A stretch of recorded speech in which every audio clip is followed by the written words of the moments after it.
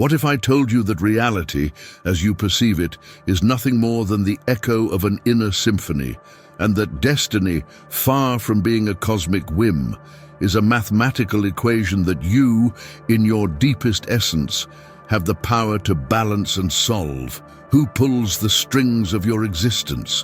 What mysterious architecture governs the dance between the desire born in the shadows and the matter that takes shape under the sunlight? For eons, humanity has sought the master key to access the crypt of creative power, believing that manifestation is a stroke of luck or a divine favor, when in truth it is an exact, immutable science engraved in the very foundations of the cosmos. You have been taught to ask, but never to command. You have been urged to believe, but not to know. Today, that perspective dissolves. We are about to lift the veil that separates the dreamer from the architect, the spectator from the protagonist of their own universal life. This is not a simple conversation. It is an initiation into the mysteries of active consciousness, a pact with your own unlimited potential. What you are about to receive is not just another lesson in superficial spirituality, but the transcription of ancient wisdom that reprograms your vibration from the core. Prepare for the shell of your old perception to shatter, revealing the architect lying dormant at your center. We will delve into the oracle of the tarot, but not as a mere divination system for predicting trivial events.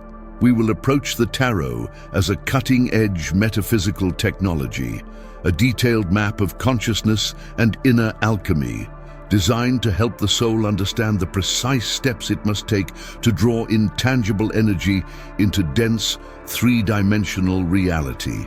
If the universe is a grand architect, the cards are its blueprints, and within those blueprints, there exists a particular constellation, a sacred octave. Today, my seeker of light, we will focus our attention not on the entirety of the great journey, but on the beating heart of creation, the 8 major arcana which, united in a calibrated sequence of power, unveil the complete cycle of universal manifestation. This is the key to understanding how pure intention descends into form and how materialized consciousness ascends again to unity, carrying experience with it. We will see the magician stand as the I Am that establishes conscious intention, and the high priestess as the vortex of silent gestation. We will understand why justice and death are essential foundations for purifying the path, eliminating all resonance contrary to your higher purpose. Then we will ascend to the cycle of fullness with the sun, the star, and the world, to finally embrace the absolute freedom of the fool, returning to the origin clothed in knowledge. These 8 arcana are the pillars upon which you must build your inner kingdom, so that your outer kingdom may manifest without hindrance. We are here to reclaim the inheritance of mastery. If your soul resonates with the call of profound truth, if you are willing to take the reins of your scepter as a conscious co-creator and cease being a leaf adrift in the winds of circumstance, you must seal this commitment with immediate vibrational action. Wisdom demands reciprocity, and intention must be declared aloud to the cosmos. I ask you to join this fellowship of light seekers who transform the world from within. Click the subscribe button to seal your commitment to ongoing revelation. Activate the bell so the universe knows you are ready to receive every fragment of this gnosis.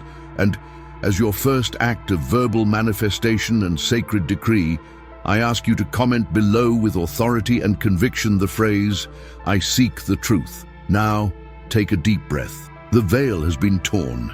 Let the journey begin. The tarot is not a carnival oracle, nor a mere instrument of divination for predicting tomorrow's trivialities. That profane conception is a veil woven by the superficiality of the modern world, a betrayal of the original purpose conferred upon it by the mystery school. In its pure essence, the tarot is a metaphysical technology, a symbolic library that codifies the immutable laws of the manifested universe and the initiatory path of the soul from emanation to return. Its arcana are eidetic mirrors, fractals of primordial consciousness designed to reflect not what will be, but what is on the causal plane, that realm where pure intention has not yet been distorted by the friction of matter. If Hermes Trismegistus spoke of as above, so below, the tarot is the structural diagram of that axiom, a hieratic language that allows the finite mind to dialogue directly with the infinite mind, bypassing the limitations of dualistic language. Each major card is an operational archetype, a vibrational station we can tune into to decode the underlying patterns that govern our experiences and, fundamentally, the inner workings of our own manifestation. Ignorance uses it as a crystal ball to evade responsibility. Mastery, however, employs it as an alchemical map for transforming the psychic plumb line into the gold of the realized spirit, directing energy with the precision of a cosmic geometer. The metaphysical alchemy we are referring to is the process of inner transmutation facilitated by deep meditation on the major arcana, where the card becomes a portal to the essence of the principle it represents. We do not seek to predict an immutable destiny, but rather to co-create it, adjusting our inner resonance to align with the higher will. The 22 major arcana represent the 22 essential stages of the psychological and spiritual magnum opus, the hero's journey that Jung rediscovered in universal mythology. The Fool, the Zero, is raw material, the prima materia, unaware of its potential. The World is consummation, the attainment of the inner philosopher's stone, the full realization of unity. Each step between these poles, through the cycle of solve et coagula, is a lesson in mastery and detachment. For example, facing death is not an omen of physical finitude or tragedy, but rather the imperative need to dissolve obsolete ego structures and limiting patterns, solve, to allow a new way of being, coagula, to emerge, more aligned with the purpose of the higher self. The tarot, seen in this light, becomes an instruction manual for manipulating psychic energy, mobilizing internal power centers and restructuring the architecture of consciousness, allowing the personality to subordinate itself to the essential self. To understand the operational depth of this technology, we must place it in its original Gnostic context, long before it fell into the hands of charlatans.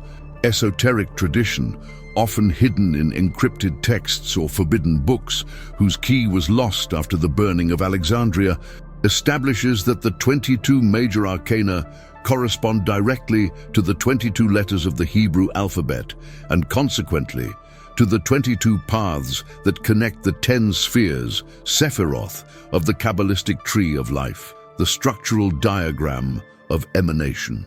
This is not merely a historical fact, it is the universal blueprint that details the flow of life. The tarot, therefore, is the graphic and archetypal representation of the very structure of creation, revealing how divine energy descends, the lightning bolt, and how consciousness ascends, the path of return.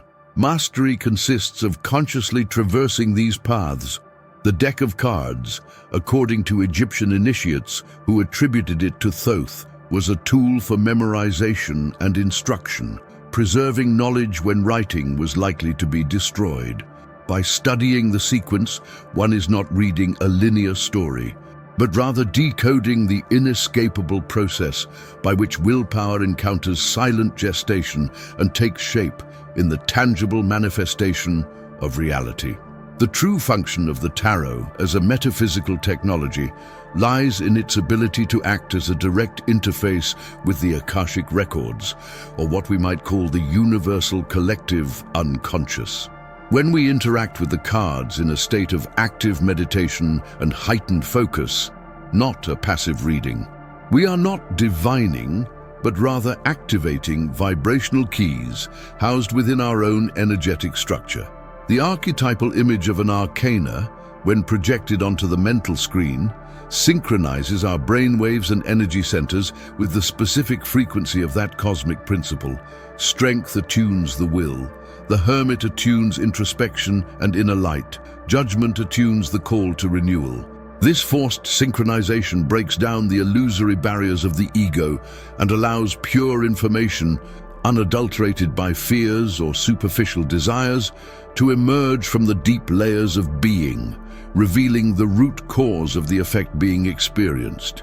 The tarot, in the hands of the adept, becomes a modulator of resonance. If your life reflects a sudden destruction, tower, the act of studying the tower forces you to confront and dismantle the false internal foundations. Not because the card has dictated it, but because the card is the destabilizing principle necessary for evolutionary rebalancing.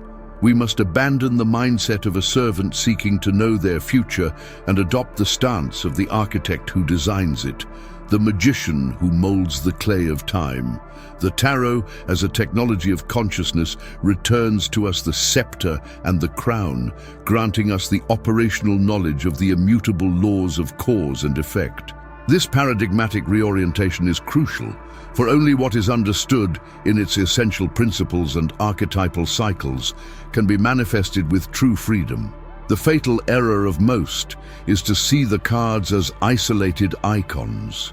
The truth is revealed in the sequence, in the energetic dance established between the archetypes, in their dynamic interaction. Now, our initiatory journey will not focus exhaustively on all 22 paths, but rather we will concentrate on the 8 master arcana that contain the operational core of conscious manifestation, the pillars upon which reality is built. These 8 are the primary engines that, once understood and mastered, will allow you to manipulate the currents of desire and destiny with surgical precision. But before manifestation, the will must be declared. Therefore, we must invoke the primordial source of potency and the power of naming. In our next meeting, we will unveil the potency, the cunning, and the sacred terror of the first operative arcana. Are you ready to wield the caduceus and the 4 elements, understanding that the first step of manifestation is the vibrational declaration of what you will be? We have reached the threshold where pure power yields to the geometry of time. The descent cycle is not a fall, but the masterful orchestration by which the universal architect projects his seminal idea from the unmanifest sphere, the Kabbalistic Ein Sof hour, into the density of palpable matter. This is the phase of creation, where the I am becomes I do, and the first 4 major arcana act as the primary catalysts that encapsulate the divine will within the space-time matrix. They represent the inescapable transition from light to form, the operative law that dictates that all manifestation must traverse the stages of declaration, silent gestation, fertile birth, and immovable foundation. If we observe the tree of life, this descent traces the path from Kether, the crown, the one, to Chesed or Gebura, mercy or severity, the 4, establishing the infrastructure of the kingdom, the Malkuth, that awaits the completion of the cycle. Understanding these pillars is to grasp that manifestation is not a random event, but a logical and vibrational sequence. A code that once deciphered, allows you to manipulate the cosmic clay with the authority of a master builder. The first major arcana demands the courage to take primordial chaos and polarize it through intention, an act of white magic that separates the upper waters from the lower, preparing the ground for the word. Without this understanding of the descent, any attempt at manifestation will be an empty echo, lacking the archetypal structure that provides support and direction. The magician, the first major arcana, bursts into stillness with the energy of a personal Big Bang. He is power, will, the starting point, and the awareness of possessing all the elements necessary for the creative act. On his table rest the scepter, will, fire, the cup, emotion, water, the sword, intellect, air, and the disc, matter, earth, the operative tetractys. demonstrating that conscious manifestation begins with mastery over internal and external tools. The magician is the electric spark of the universe, the active and polarizing principle that transforms amorphous potential into a defined direction. This major arcana teaches us the operative truth that to manifest, you must first declare your being. This declaration is not a mere wish, but a vibrational emission so powerful and focused that it compels the surrounding reality to reorder itself according to the new frequency emitted. It is the activation of the creative word mentioned in the forbidden texts, the power of naming that Yahweh bestowed upon Adam. If you fail to manifest, it is almost always because your inner magician is powerless, with scattered tools and a diffused will. It is imperative that the adept learn to wield the caduceus, symbol of the unification of opposing forces, and know that the magician's cunning lies in their ability to sustain visualization, maintaining energetic polarity without contamination from doubt or fear, anchoring the desire in the mental plane before allowing it to descend. Once the magician, has declared its existence, the energy needs a channel for containment and processing, and this is where Major Arcana II, the High Priestess, or the Papess, emerges. She is the magnetic pole, hidden wisdom, fertile silence. While the magician is outward action, the High Priestess is inward receptivity. She guards the veil of Isis, the threshold between the known and the unmanifest. And it is in her temple that the seed of the idea must be nurtured in the darkness. The High Priestess represents the subconscious, the vast ocean of cosmic memory, the Akashic records, where all the knowledge necessary to shape the initial declaration is stored. Effective manifestation requires that the magician's energy be received without resistance by this feminine principle. If the subconscious mind is burdened with patterns of scarcity or fear, it acts like a mirror that distorts the image of the magician, and the manifestation process is aborted in its gestation. The initiatory task this major arcana imposes upon us is to learn stillness and deep listening, the management of our inner currents. It reveals to us that true power resides not only in what we activate, but in what we allow to be received and nurtured in the silence of our inner temple before it can pass into the realm of form. The alchemical fusion between the active force of the magician, fire, and the passive receptivity of the High Priestess, water, culminates in Major Arcana III, the Empress, birth, form, and abundance. She is the Great Mother, the womb of life that bestows structure and beauty upon the pure idea. The Empress symbolizes the transition from mental potential to viable reality. She is the Garden of Eden, where every desire, once properly sown and nurtured, blossoms into an exuberance of fruit. In the cycle of manifestation, this arcana is proof that the divine plan has already been accepted by the intermediate planes and is ready to be brought forth. If manifestation stalls at this point, it is because the idea lacks the necessary emotional or mental nourishment to sustain its growth, or because the will is not synchronized with the natural law of expansion. The Empress teaches us that abundance is not a gift, but a natural consequence of following the correct order, declaring the will, nurturing it in the silence of conviction, and finally allowing life to flow freely into form. She is proof that perfect structure generates proliferation.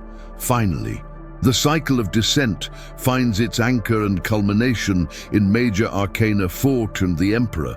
Having been born into form, Thur, it must now be established and governed by immutable law. The Emperor is the structure, order, dominion, and discipline necessary to fix manifestation on the physical plane. He represents the foundation rock, the four walls of the temple, the authority that defines boundaries and guarantees permanence. Without the Emperor's strength, the Empress's creation would be exuberant, but chaotic and ephemeral. This arcana compels us to confront the need for discipline, commitment, and mastery over the manifested environment. It is not enough to desire and create. Reality must be sustained by an unshakable mental and physical structure. The Emperor is the anchor that prevents manifestation from dissolving into thin air. With the fixing of 4, the descent of spirit into matter is complete. We have moved from indefinite will to a tangible and governed reality, but universal manifestation does not end with fixing. It must interact with the collective and ascend. We have created the kingdom. Now we must learn to navigate its laws and hierarchies. Are you ready to leave the solitude of the throne and enter into dialogue with humanity and transcendent truth? Having fixed reality on the immutable rock of the Emperor, the journey toward universal manifestation demands a return to the origin, a revisiting of the incandescent core that first uttered the will, the magician. This pause is not a retreat, but a profound realignment. Matter, once created, tends to forget the spark that shaped it. Structure, once established, risks becoming rigid and automatic. Before ascending and navigating the laws of the collective world, the major arcana of ascension, we must purify and recalibrate the engine of pure intention. The magician, Arcanum Ashkiu, is not only the beginning, but the constant reminder that we are the active channel between heaven and earth, the focal point where spirit condenses into word. Its power lies in the radical understanding of the primordial formula, the creative word. We are required to shed the illusion that manifestation is a past event. It is a perpetual breath, and each new breath requires the surgical precision of the magician. We must ask ourselves, is my intention, the one that founded this realm, still pristine, or has it been contaminated by the sediment of fear and doubt that form inevitably accumulates? The magician's table is the altar where the I am is reconsecrated, ensuring that the ascent is driven by pure consciousness and not by the crystallized habits of material form. The secret of successful manifestation lies not in brute force, but in the impeccable coherence of the first thought. The true power that the magician reveals is the intrinsic sovereignty in the declaration of I am. This is not merely a positive affirmation.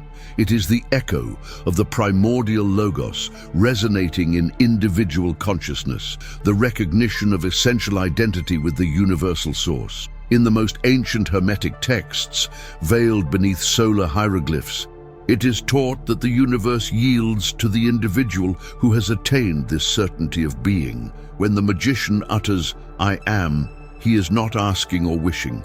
He is decreeing a reality already existing on the causal plane. The word becomes the chisel that sculpts eternity and time. This act requires absolute mastery over the mental realm, where every thought is treated as a seed of form. The magician's conscious intention is the arrow shot that never misses its target, because the target has already been defined by the very nature of the shooting being. I am is the secret name of power, the switch that activates the inexhaustible flow of manifesting energy.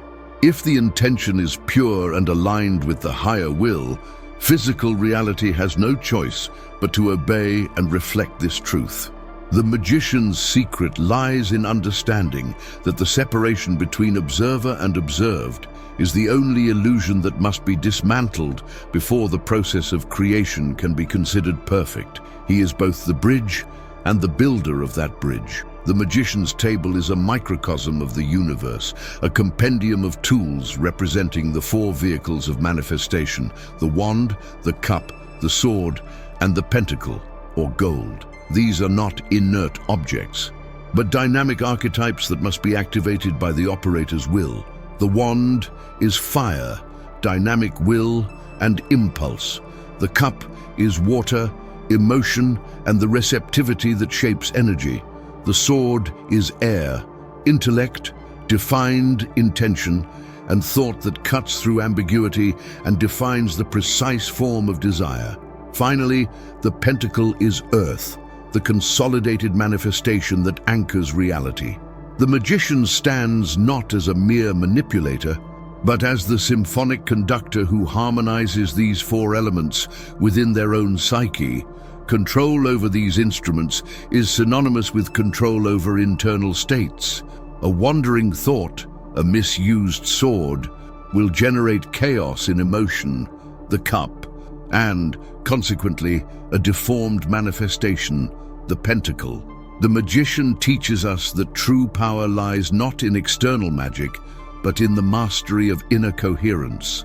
The I Am is the oath that mind, emotion, and body act as a single axis, a flawless channel through which the raw energy of the universe flows, consciously and usefully transforming it. However, the magician's immense authority carries with it a titanic karmic responsibility.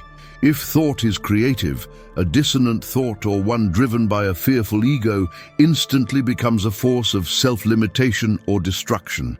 The magician's shadow is that of the petulant illusionist who mistakes mental manipulation for genuine creation. In the scrolls of the Eastern occult colleges, it is warned that one who invokes I Am without purity of intention is like a child playing with lightning. The energy is too potent for their immaturity. The magician must face the truth that every manifestation is a perfect mirror of the inner vibration. If creation turns out imperfect, the fault never lies with the universe or external circumstances, which are merely reflections, but with the incoherence or impurity of the original intention. This archetype demands constant introspection, an alchemy of the ego, to ensure that the individual will is aligned with the universal flow. Only when the magician has shed trivial desires and purified his sword of vanity does his I Am become a master key that unlocks the doors of reality without creating debt or imbalance. It is moral awareness in creation that distinguishes the true magician from the mere sorcerer. Reconnecting with the magician at this threshold, after completing the emperor structure, equips us with the mental sovereignty necessary for ascension. We have returned to the wellspring of will to refill the fountain. Now, manifestation is not only ours, but is ready to interact with the law and the collective. Having mastered the art of pure individual intention, we must learn how that intention integrates into the greater order, into the transcendent truth that governs human society and the celestial spheres. The magician has given us the key to personal power, but the next step requires that this power be offered and validated by a shared knowledge structure. It is time to leave the solitude of the laboratory and seek the temple. Individual manifestation must be tested against the canon of ancestral wisdom. If I Am is the declaration of existence, how does that existence relate to eternal truth and the codes that bind humanity together? Are you prepared to submit your creation to the higher law and to receive the teaching that will guide you toward collective consciousness and the transcendent meaning of your work? The path now leads us to the high priest, the high priestess. Silence and the receptive wave of I know, having declared I Am with the magician and structured our will under the canon of the high priest.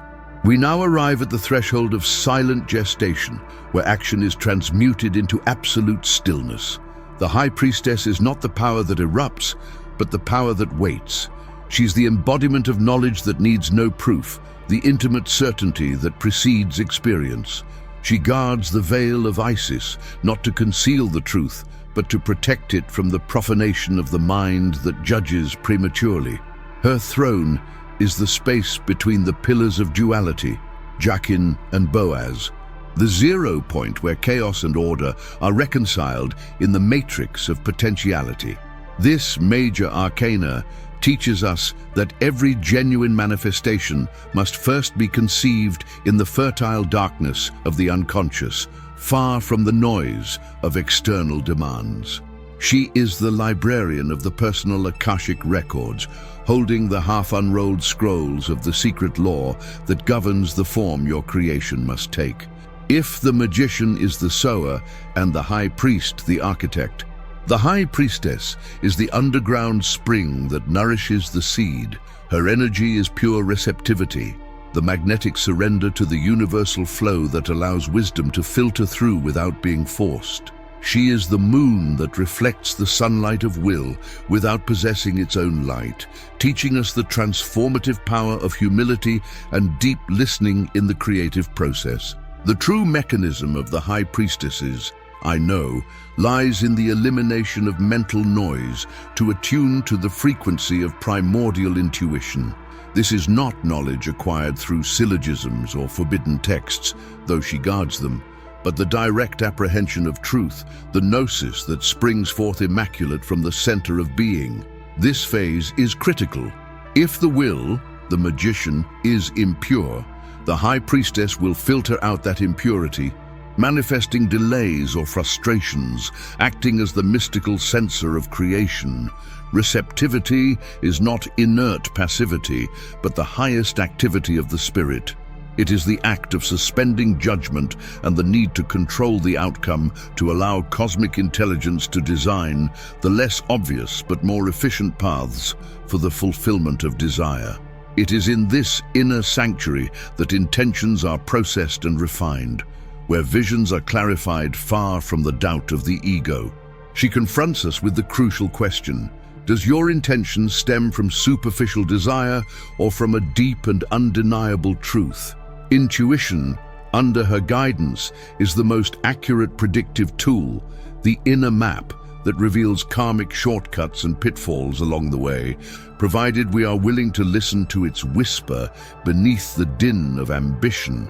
The process of silent gestation echoes the Hermetic principle, as above, so below, applied to the realm of subconscious manifestation.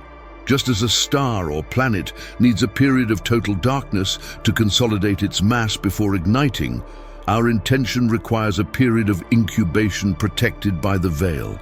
Attempting to manifest with the energy of the High Priestess without due silence is like pulling a young plant from the ground to see if it's growing. The life process is interrupted. She demands alchemical patience, the understanding that form is being built on the etheric level before condensing into the physical. Historically, in the Eleusinian mysteries, initiation required a retreat and a vow of silence, symbolizing this immersion in the primordial matrix. The power of the sixth major arcana is her ability to polarize energy.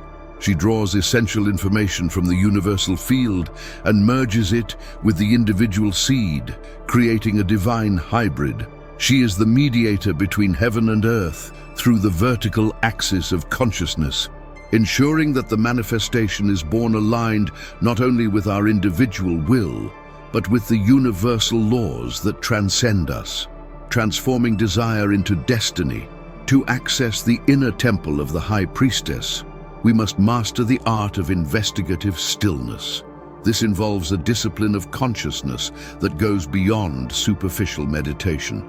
It is a deliberate immersion into the psychic substratum, a journey to the astral library where the accumulated wisdom of all our lives and the truths of the collective reside. She teaches us to interpret symbols, dreams, and synchronicities, which are the coded languages of manifestation in progress. When the magician poses the what and the hierophant establishes the why, the High Priestess reveals the how through subtle guidance, navigation by the inner compass. If we ignore her call, our manifestations will be dry, devoid of soul and deep connection, mere mechanical structures without the lifeblood. She embodies the feminine principle of creation, the capacity to receive, nurture, and sustain life to its full maturity, balancing the masculine action of the magician. This major arcana card is proof that true power often lies in strategic surrender, in the wisdom to know when to act and, crucially, when to retreat to the source to recharge and refocus one's intention.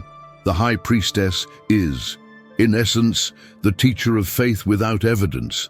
Her lesson is radical trust in the unseen process. One who masters this major arcana understands that manifestation is a birth, painful in the contraction, but impossible without the period of dark gestation. The trap, And therefore the turning point occurs when we mistake the voice of intuition for fear disguised as caution, or for the anxious murmur of the ego seeking to justify its inaction. We must learn to distinguish the echo of our past trauma from the clear, cold dictate of immanent truth. By transcending the veil, one comes face to face with the source of all potential knowledge, ready to be embodied. The magician has planted the seed in the earth, and the high priestess has nurtured it in the darkness, ensuring its roots are deep and its invisible structure firm. But the gestation is over. The hidden truth must emerge and take tangible form in the world, clothed in matter and abundance to fulfill its evolutionary purpose. How does this pure inner truth, this immaculate knowledge, transform into an external reality that nourishes and bears fruit in the world? The path now calls us toward eternal abundance and the power of manifest fertility. We have crossed the threshold of pure potential and veiled wisdom. The great revelation is this: mastery lies not in reckless action nor fearful inaction, but in the precise alchemy between the divine impulse of the magician and the conscious receptivity of the high priestess. Faith is the spark. Intuition is the vessel. Manifestation is the inevitable result of their sacred union. The seed has germinated in the darkness and now demands light, form, and fruit. The essential truth of these first major arcana is that we are the architects and managers of our destiny, armed with the will to manifest and the stillness to listen to the higher law. After this descent into your inner sanctuary, tell me, what veil must you lift today? Is it the veil of inaction disguised as waiting, or the veil of haste that ignores the dictates of your intuition? Share your revelation in the comments and seal your understanding. Decree your expansion. If this soul map resonated within you, it is your cosmic duty to anchor this wisdom. Share this beacon of light with those seeking to transcend. Subscribe to the channel to join our cohort of truth seekers and turn on notifications so the universe will alert you when the next portal opens. We have completed the gestation phase. Now, the energy must take material form, abundant and fertile. The next journey takes us to the arcanum of form and abundance, where we will learn to clothe our truth in matter. Don't remain in the realm of potential. Access manifestation. Click now to cross the next threshold.